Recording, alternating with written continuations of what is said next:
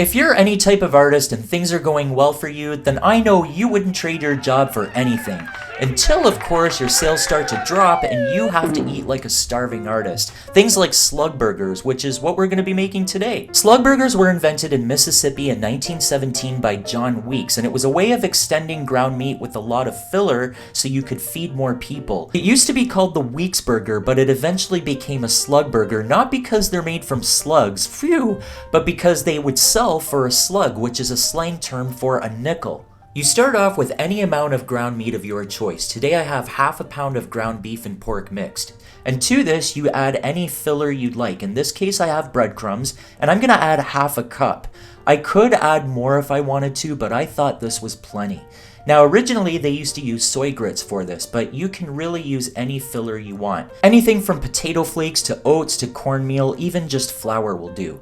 Now, it took several minutes, but eventually all those breadcrumbs got mixed into my meat. I didn't even add salt and pepper to this, but now I'm ready to form this into my patties. Now, originally slugburgers were known to be very small because they only sell for a nickel a piece, so you could make 4 little burgers out of this amount.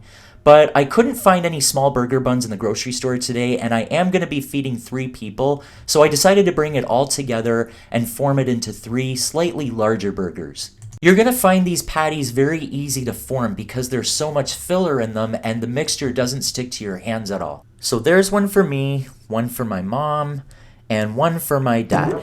Now normally you would deep fry a slug burger, but I find that you can get away with shallow frying quite nicely. So I have here about 1/4 inch of hot oil. I'm going to add my slug burgers, and because I didn't season the mixture, I decided to season the outside.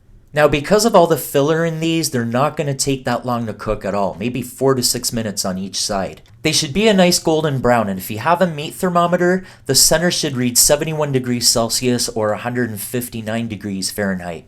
One thing you're going to notice about your slug burgers is that they have a nice crusty exterior, which I think you're going to quite like.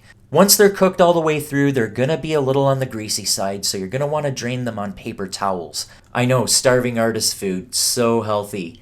Now we're finally ready to assemble our slug burger. It's very specific what goes in a slug burger. Slug burgers only have onions, pickles, and I'm going to let you guess the last one. If you said mustard, then you're probably a slug burger maestro. Did you get that right? Let me know in the comments down below how you did on that one. Alright, now we're going to put on our top, and there we have our Mississippi Slugburger.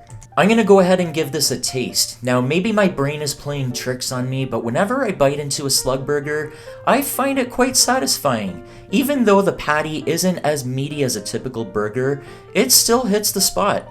Maybe it's the condiments, maybe it's the bread, who knows. There you go, starving artist food isn't that bad. So if you've happened to hit hard times for whatever reason, then you might want to add slug burgers to your repertoire of meals. And for anyone out there who isn't struggling, well, you're gonna like them too. I can almost promise you that.